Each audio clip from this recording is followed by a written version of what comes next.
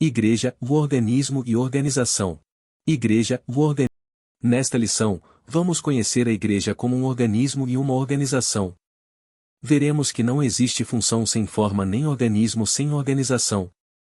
Isso nos ajudará a evitar os extremos, uma igreja sem nenhum tipo de liderança visível, ou uma igreja estruturada em um institucionalismo rígido que acaba por sacrificá-la. Conheceremos também os 3 principais sistemas de governos adotados na tradição cristã ao longo dos anos e em qual, ou quais, deles a nossa igreja se enquadra. Sublinhamos que nenhum desses modelos de governo eclesiástico é mau em si mesmo. Porém, como tudo o que é humano, estão sujeitos a acertos e erros. Portanto, o padrão exposto no Novo Testamento deve ser buscado como parâmetro. A estrutura da igreja cristã. A igreja como organismo. Um organismo é visto como um conjunto de órgãos que constituem um ser vivo. Nesse aspecto, um corpo com as diferentes funções de seus órgãos e membros é entendido como estrutura física de um organismo vivo. Metaforicamente, a igreja é definida como o corpo de Cristo, um organismo vivo, cuja cabeça é Cristo. Assim como um corpo funciona pela harmonia de seus membros, da mesma forma também a igreja. Os membros não existem independentemente um dos outros. Portanto, como corpo místico de Cristo, a igreja existe organicamente. A igreja como organização. A forma de organização da igreja primitiva era simples, todavia, existia. Por exemplo, a igreja seguia a liderança centralizada dos apóstolos. Dessa forma, os apóstolos doutrinavam a igreja, cuidavam da parte administrativa, instituíam lideranças locais, reuniam-se em concílio. Por outro lado, precisamos diferenciar uma igreja organizada de uma igreja institucionalizada. A organização é saudável, o institucionalismo, não. A organização permite à igreja, como estrutura social, se movimentar, o institucionalismo a enrijece e a neutraliza. Uma igreja organizada se mantém viva ou uma igreja institucionalizada caminha para a morte. Organismo e organização. Vimos que a igreja como o corpo de Cristo é um organismo vivo e uma organização. Ela existe como organismo e como organização. Nesse aspecto, podemos dizer que não há organismo sem organização. Todo organismo precisa de organização, mesmo as estruturas mais simples. Alguns acreditam que a igreja existe somente na forma de organismo e rejeitam toda forma de organização para ela. Então, por exemplo, para essas pessoas, não deve haver liderança ou estrutura alguma. Entretanto, de acordo com a Bíblia, encontramos a igreja como forma de organismo e de organização. Igreja, um organismo vivo e organizado. No seu aspecto local. No contexto do Novo Testamento, a igreja existe localmente como comunidade organizada. Dessa forma, havia uma igreja que estava em Roma, Corinto, Éfeso, etc. Como um organismo vivo, a igreja do Novo Testamento era organizada. Por exemplo, ela se reunia e orava. Contudo, enxergava as demandas sociais que precisavam ser atendidas, instituiu o diaconato, elegeu lideranças e enviou seus primeiros missionários. Todos esses fatos mostram um organismo vivo agindo de forma organizada. 2. No seu aspecto litúrgico e ritual. Toda igreja organizada possui sua liturgia e rituais. A organização, portanto, é necessária para uma igreja viva. Uma igreja organizada, por exemplo, mantém a decência e a ordem no culto. Estabelece costumes que devem ser observados. Da mesma forma, em relação ao aspecto ritual. Nesse sentido, vemos a igreja primitiva batizando os primeiros crentes em águas, e realizando a ceia do Senhor. A organização na Igreja de Cristo. A tendência, no curso da história da igreja, tem sido oscilar entre um extremo e outro. Por exemplo, algumas tradições, como a católica romana, a ortodoxa oriental e a anglicana, enfatizam a prioridade da igreja institucional ou visível. Outras, como a dos quáqueres e dos irmãos de Plymouth, ressaltando uma fé mais interna e subjetiva, têm desprezado e até mesmo criticado qualquer tipo de organização e estrutura formal, e buscam a verdadeira igreja invisível. Conforme observa Millarder e, as Escrituras certamente consideram prioridade a condição espiritual do indivíduo e sua posição na igreja invisível, mas não a ponto de desconsiderar ou menosprezar a importância da organização da igreja visível.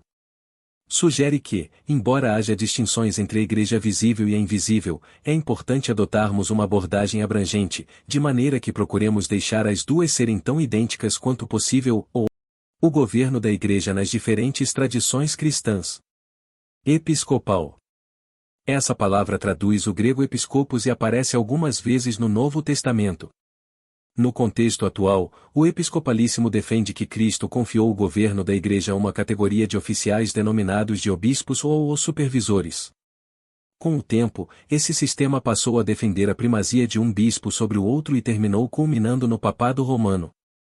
Esse modelo é seguido pelo catolicismo, por algumas denominações protestantes e pentecostais. Presbiteral. O ofício de presbítero gr presbíteros é encontrado no Novo Testamento. Contudo, no atual sistema presbiteral a igreja elege os presbíteros para um conselho. Dessa forma, o conselho possui autoridade para conduzir a igreja local. Há um Supremo Concílio ou Assembleia Geral que exerce autoridade sobre as igrejas de uma determinada região ou país. É o sistema seguido pelas igrejas reformadas e algumas igrejas pentecostais na América do Norte. Congregacional. A prática de eleger os dirigentes da igreja local no contexto do Novo Testamento é vista em Atos. Nesse atual sistema, o pastor é eleito pela Assembleia Geral da igreja local. Assim, as igrejas locais são autônomas nas suas tomadas de decisões, não estando sujeitas a nenhuma interferência que venha de fora. É o modelo seguido pelos batistas. O sistema de governo de nossa igreja. No contexto norte-americano, as Assembleias de Deus se aproximam mais do modelo de governo presbiteral.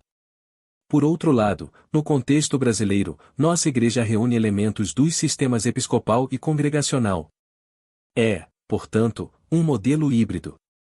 Isso porque até o início dos anos 930, a Assembleia de Deus, por haver sido fundada por batistas, seguia o modelo congregacional. Contudo, esse sistema de governo sofreu modificações a partir da criação da Convenção Geral de 930, quando elementos do modelo episcopal foram somados à sua estrutura de governo. Assim, no atual modelo de governo, em sua grande maioria, embora mantenham certa autonomia administrativa em relação às convenções geral e estadual, a quem são filiadas, as igrejas possuem um modelo de liderança regional e local centralizado. Por exemplo, a autoridade de estabelecer lideranças pastorais nas igrejas locais pertence às convenções estaduais. Em alguns casos, essa função cabe a uma igreja-sede que preside sobre um conjunto de congregações locais a ela filiadas. Auxílio histórico. O modelo de liderança assembleiano. As Assembleias de Deus, especialmente no Brasil, certamente em razão de se constituírem inicialmente de crentes de diversos grupos evangélicos, atraídos pela crença bíblica do batismo no Espírito Santo, do ponto de vista administrativo, ministerial, adotaram uma posição intermediária mais aproximada do sistema presbiteriano. Não admitem hierarquia. Não aceitam o episcopado formal, senão o conceito bíblico de que o pastor é o mesmo bispo mencionado no Novo Testamento. Admitem, entretanto, o cargo separado de presbítero. O presbítero, anteriormente chamado ancião, é o auxiliar do pastor. Porém, em algumas regiões, em campo de evangelização das Assembleias de Deus, de certo modo, é-lhe dado o cargo correspondente ao de pastor, onde, na ausência deste, ele desempenha todas as funções pastorais, unge, ministra a ceia e batiza.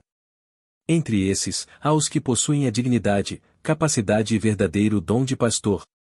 Porém, na Convenção Geral de 937, na AD de São Paulo, CSP, foi debatida a questão sobre se os anciãos, os presbíteros, ou não podem ser considerados pastores.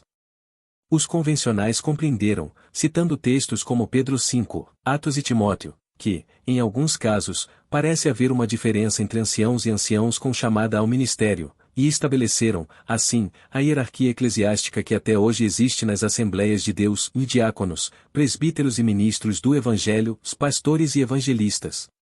Nas Assembleias de Deus, embora o trabalho do presbítero tenha a sua definição, passou a ser também visto como o penúltimo cargo a ser exercido pelo obreiro, na sucessão das ordenações, antes de ser consagrado a evangelista ou pastor.